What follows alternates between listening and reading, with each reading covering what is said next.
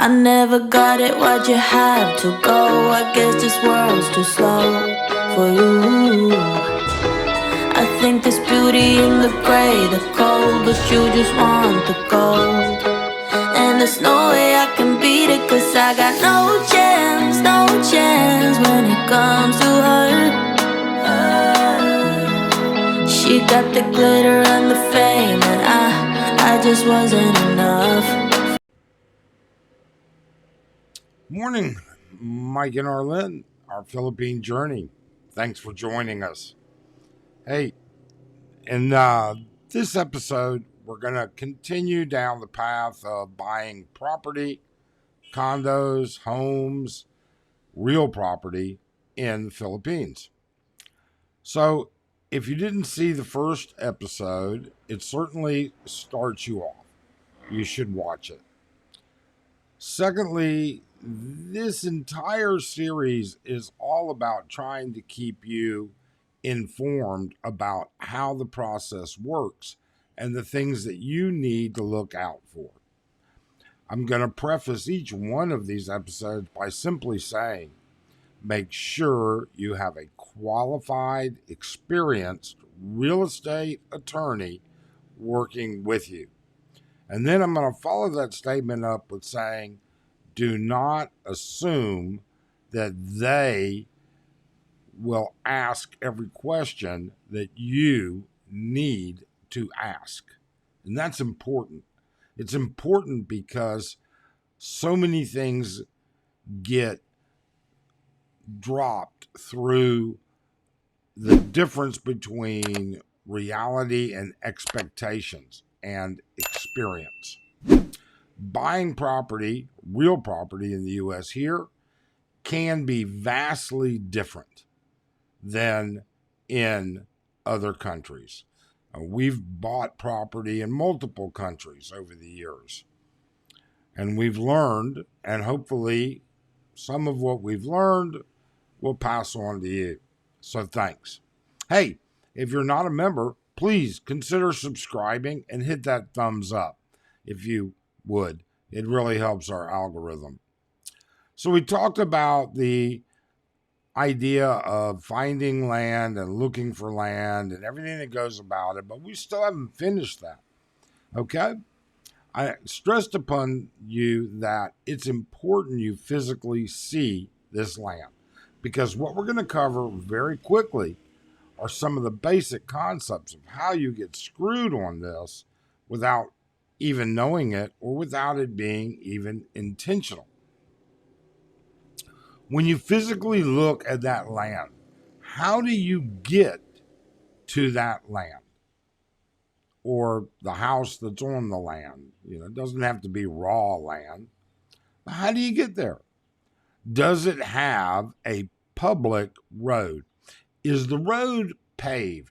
If the road's not paved, you need to, or have your attorney, check with the barangay, the local barangay, all right? Is that a public road? Or does somebody actually own the land that public road is on? You need to make sure that nothing's going to interfere down the road with your access to your property. The next thing that we're going to cover is where some of the biggest fuck-ups occur. And that's buying family land. And that happens a lot. There's always going to be people who purchase land for their wife that's part of family land. Cannot stress this enough. You need to make sure that land that you're buying, if it's not already titled as an individual parcel, and what I mean by that is your partner may sit there and say, my father's going to sell us this piece of land. He owns this land and this is where the family house is, and he's going to sell us a piece of that land, down the street a little bit, because he owns all of it. Well, You need to make sure that the person selling the land or the parcel that's going to be titled as a new piece of land actually has a clear and clean title. Now, I've gone into this already. I'll touch very briefly. You need to go to the Register of Deeds and find out. If it's a titled piece of land, he'll have a copy of that title, whoever's selling it, he or she. You get a photo of it, front and back. Make sure there's no liens on it. All right. The liens, you can make sure you get all parts. The liens will be there if there are. And then you turn around, take that to the Register of Deeds, and you ask to see the title on file. Because the title that an individual may have been when they bought the land. That may not necessarily be the current title. In other words, it may have liens on it, and they can't cut a parcel out of that with that lien. The second problem with buying family land is the family. Okay? If the land is in a person's name, they may dispose of it however they desire without the express written permission of anybody else, unless there happens to be a document that prohibits that. The problem that you run into is when children say, but daddy said, I'm going to get a part of this land, and so I need to be compensated for what you're getting. You're buying land that's, mine also. This happens often. In fact, it happens all the time. In fact, somebody just made a comment not long ago about the fact that it became a bidding contest between other children in the family and himself over buying a parcel of land that was in the family. So you need to make sure they have a clean method of conveying that land to you. All right. Then you need to make sure you get a survey, as we've said before, isn't actually the land that's on the title. These things are super important. Then you need to make sure you have access to your land. Okay? And not only do you need to make sure you can drive down the street and access your land, where's the electric coming from? Is the electric coming off the street that's public? Hopefully. Or is it going across 4 different people's land to get to yours? That's a very difficult situation, because trying to get the electric company to reroute major lines may not be simple. Next one is water. Do you have access to water? Now, I will tell you that our land in Mindanao, we have access to city water, and it is absolutely horrendous. And when I say horrendous, I mean you could not possibly wash your dog with the pressure that we get. It's impossible. We had to put a well in. We have our own well. We don't use the city water. And that's something that you may want to consider. Okay? And if you are looking at that, you might want to ask somebody up the street, down the street, on the street, part of that family land, hey, what's your water pressure like? And see. These things are important because it doesn't matter if you own a piece of land, you've got to have access to it. You've got to have public access to it because you're going to be perhaps building a home. And if you build that home, you have to have construction materials. You have to physically be able to get there.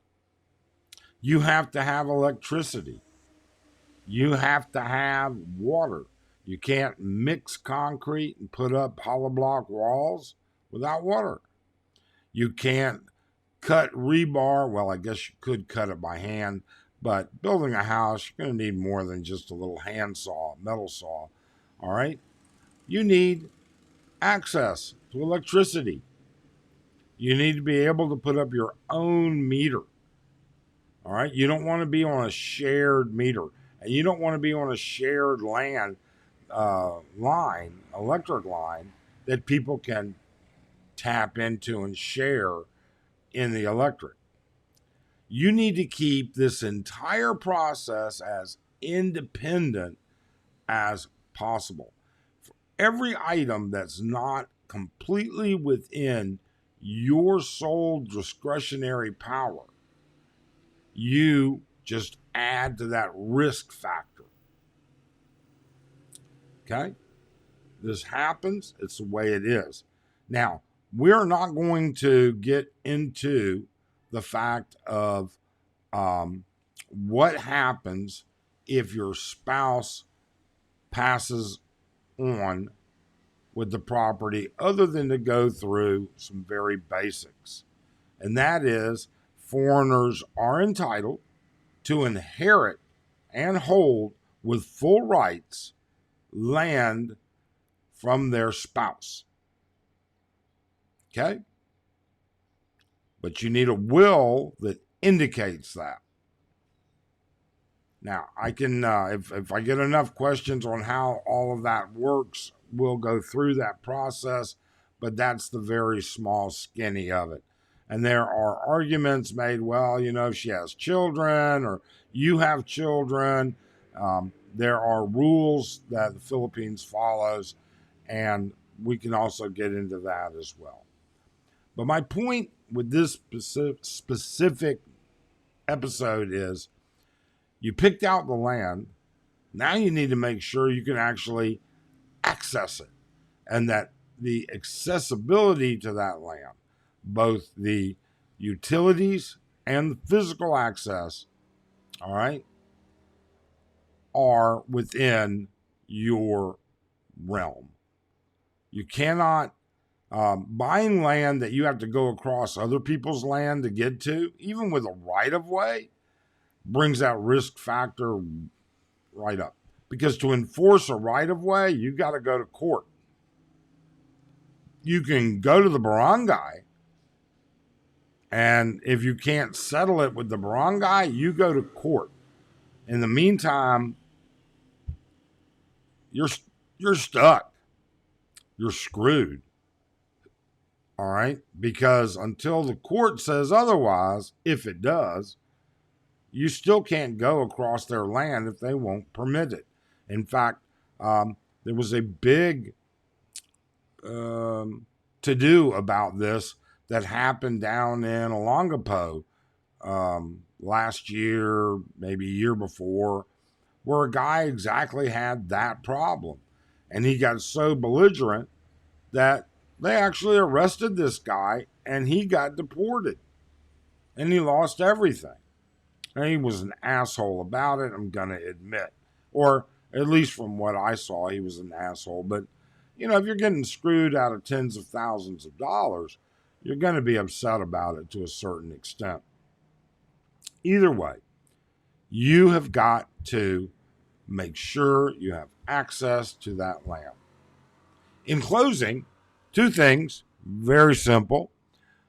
Arlen and I are on buymeacoffee.com. All right? If you'd like to donate to this channel, please feel free. Secondly, we really would appreciate it if you'd hit that subscribe button and hit that thumbs up. It really helps the algorithm on this. Soon, we're going to be heading down to Bohol. My daughter's coming into town from the U.S., and we look forward to some travel videos interspaced in this as well. Hope you have a great day. Thanks for watching.